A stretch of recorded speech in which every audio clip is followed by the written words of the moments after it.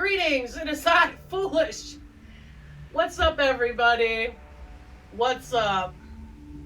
I am coming at you live from the basement tundra, and I will be doing let's do some caregivers read-ins today. Let's do that. Man, you wouldn't believe it. We finally got the Rona.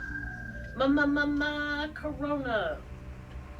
We survived it, obviously.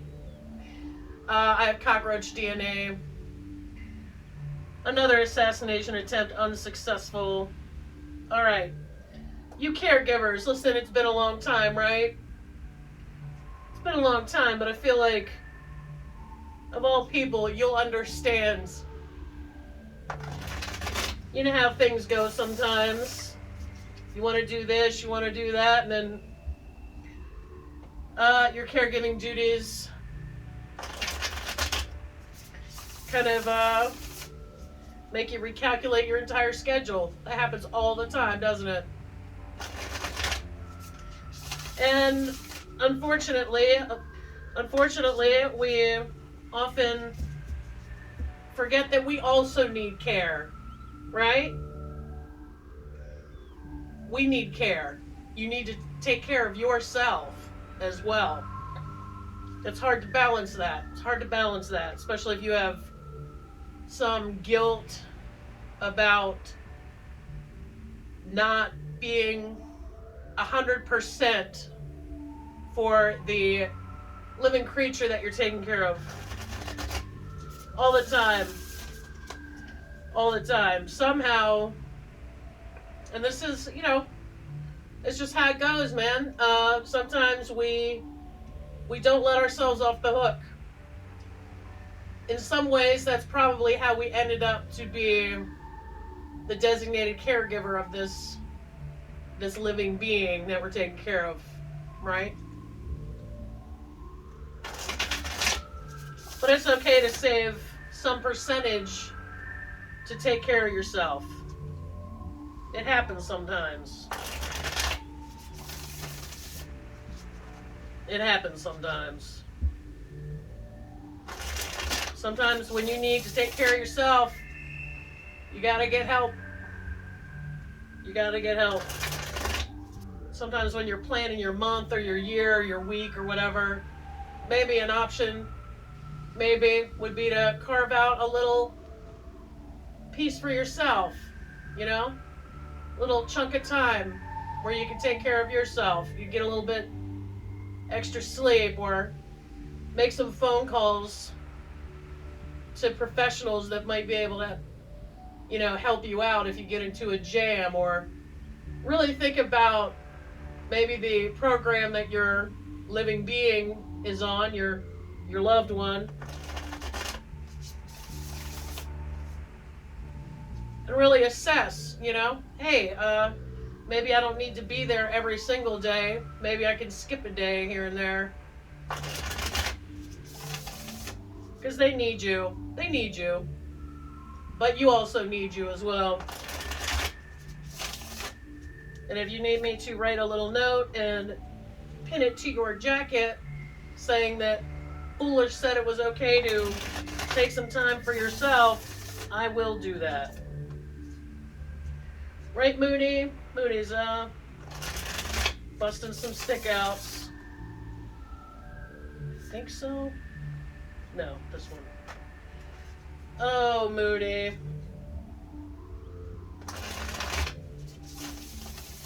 It's tough. It's just so tough sometimes. You know what? That's it. That's it. This is a 4-card reading. Usually I go for 5 cards, but something tells me that is it. All right. Queen of Swords and the King of Swords. So that's funny, Moody. That's funny. Temperance. Everybody's favorite bartender. And the Yeet card, 8 of Wands. You know, one of these days, I'm not going to have this book. I'm taking like 3 different tarot classes. I've been taking classes this whole time. Training wheels, though, right? Training wheels. There's nothing wrong with that. Let me just give you my first guess at this here. What I'm hearing is use your heart and your head to come up with a new plan and then take action. But let's see. Let's see if I'm right. I'm going to start giving you my guess first, and then if it's completely wrong, I won't care because I'm foolish, baby. Us fools don't have to worry about how we look to other people. Intellect and wisdom, decision making. Formulate a logical response instead of an emotional reaction. Use your intuition to guide you toward who or what this card represents in your own life. It could be you. Now, seek advice from a trusted colleague. Make sure you're taking a logical approach to your finances and goals. Because, you know, I read the career section for you guys because caregiving is basically your career. It may not be your wage earner, but it's a job. It is a job. If an investor or contract presents itself to you, read the fine print and make your decisions based on facts instead of a grand vision. Use logic. Stand up for your beliefs. Beware of coming off as harsh. Well, oh dear. Now, okay, right on the next page. Thanks, Moody. Is the King of Swords. Now, reverse. I was gonna flip it up, but something was like, no, don't do that.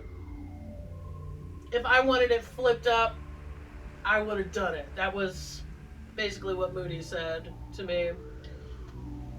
What did I say? I said, use your heart and your head to come up with a new plan and then move. Act on it, right? The reverse King of Swords in your reading can indicate an overblown sense of intellectual superiority or acting in judgmental ways. Normally when I see somebody who's super judgy, they're on some kind of crusade, they're talking a bunch of shit and it's not even funny. Like, to me there's a difference between talking shit to just kind of release it and laugh about it and just straight up tearing somebody down behind their back. To me, they're two totally different things. When I see somebody doing that, like just really going in on somebody and being super judgy or like trying to pick a fight,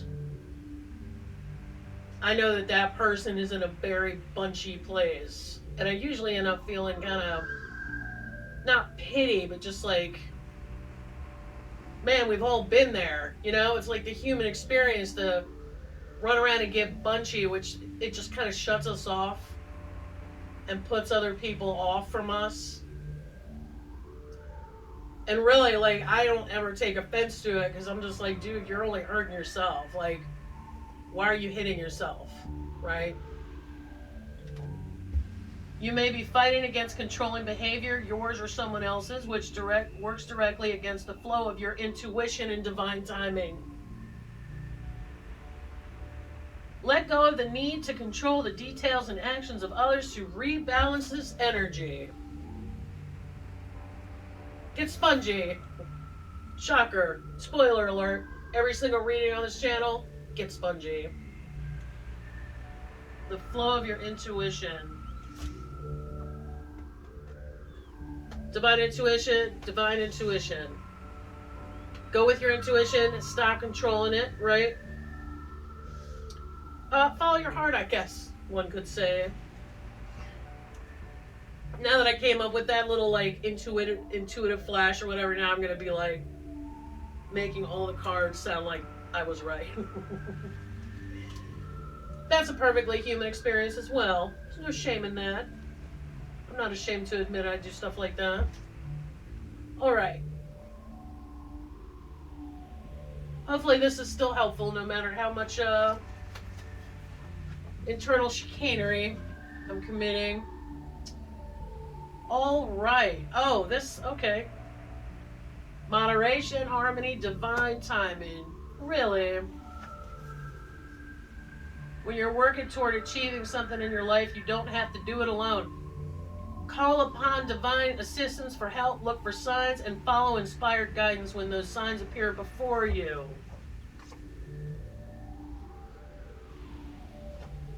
Be flexible and take a moderate approach, trusting that the results you want will take time. Don't control it. Be logical. Follow your intuition. Unbunchy. Get unbunchy. Get spongy. Have patience as the universe goes to work to bring your desires into the physical realm. Whether you're struggling with something specific or just feeling lost, now is the perfect time to connect with the divine and welcome the messages you receive. Use your intuitive guidance to move forward on your path to reach your highest self. Surrender to the plans of the universe.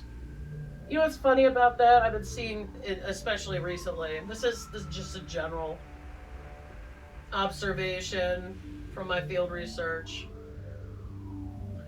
A lot of our suffering comes from just the fact that we think we should set timelines for things, like, especially headlines lately, right? Like, everybody thinks that just because we want something to happen, it should happen when we want it to happen. And it's like, dude, like, the universe runs on its own schedule. Like, it might take everybody's votes in the suggestion box, but that doesn't mean that things are going to happen when you want them to. Sometimes things need other things to happen before, you know, we get our thing to move. And those things are out of our control. And just observe. I'm not judging or throwing stones. I just see how much aggravation people cause themselves, especially when they're with other people that are also aggravated because something's not happening when they want it to happen. And it just, I'm like, dude, like, nobody asked you for a time. Like, no one asked us for a timeline. Like, nobody, we're not the general managers of the universe. We're not. And I think that's one of the hardest things to do as a human is just not do that. Like, just to be patient. Sometimes patience will take you a long way. Especially if you're already taking care of somebody. And there's a lot of stuff with that you definitely don't have any control over. The one thing you do have control over is whether you're further aggravating yourself with the thousands of ways humans can do that. I know most of them. I've done it numerous times. I still do it. You don't need any more aggravation, I guess is my point for even bringing that up. You don't need any more aggravation. You don't.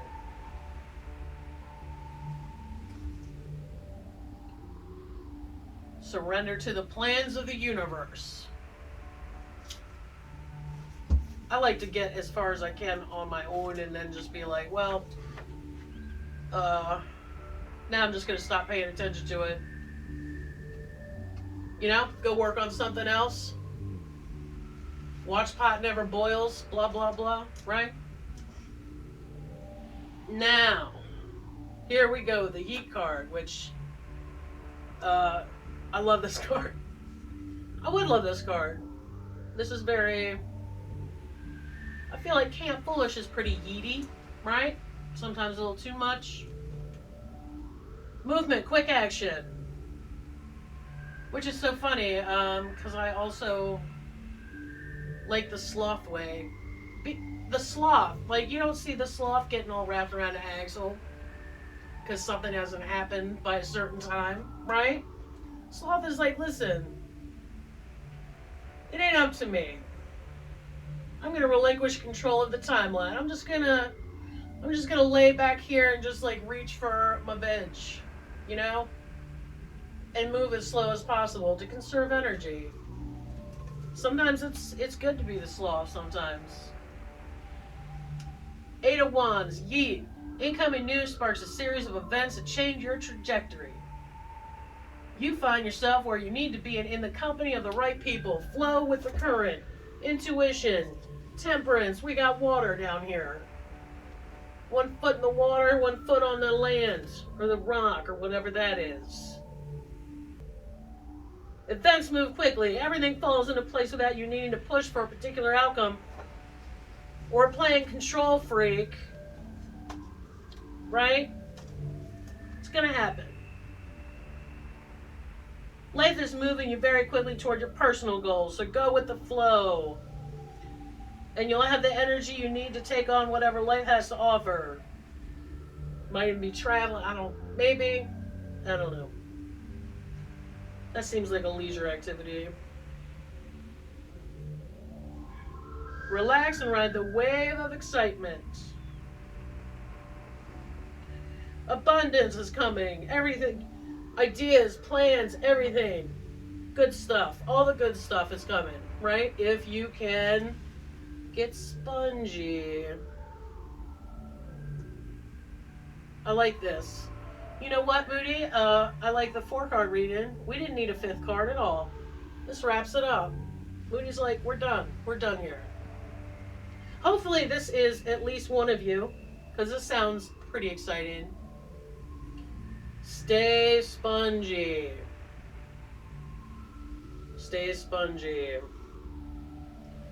Don't let that inner meat grinder get you riled up.